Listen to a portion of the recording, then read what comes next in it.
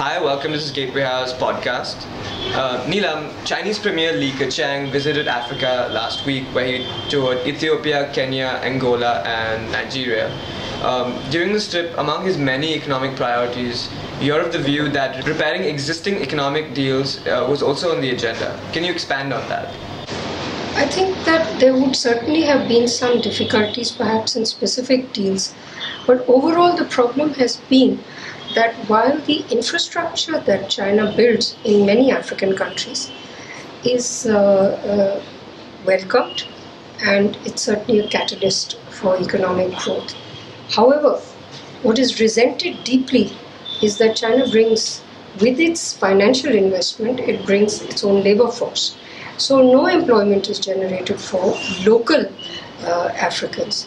And this is untenable in a continent where people remain poor and remain poor because they do not have productive employment. So I think those are the kind of issues that the Chinese Premier hoped to deal with through high-level contacts during his visit. The other aspect which has to be dealt with, because it is so open to criticism and so frequently criticized, is that China's only interest is the extraction of natural resources. This is a fact, it's undeniable, that China sees Africa as a source of natural resources and as a market for its own cheap and quite poor quality consumer products. But that may be a criticism which applies beyond just China. Many countries, including India, do have a relationship with Africa where they are interested in the import, for example, of petroleum from several of the countries that the Chinese Premier has visited in this current tour. So how would you compare the China model of engagement with Africa with other regions like the West or India's? Well, the Western model doesn't have any dynamism at the moment, which is why they spend all their time criticizing the Chinese and the Indians for that matter. But the China model is certainly extractive and it is exploitative because it does not create any significant employment.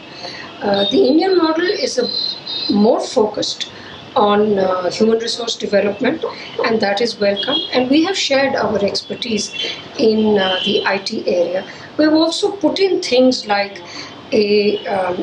internet connectivity in some of the African countries. We've linked up for telemedicine.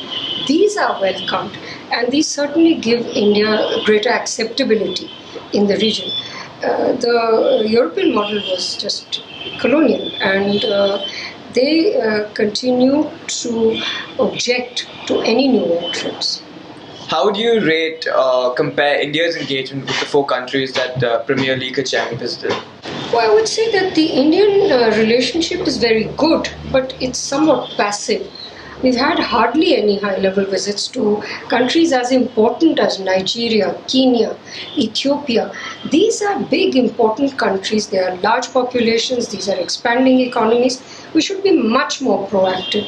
The most we do is go to a regional meeting or to something that the African Union is organizing. The Chinese, on the other hand, have to be admired for how active they are in high-level exchanges, in inviting African heads of state and heads of government, and in their own top-level leadership visiting these countries.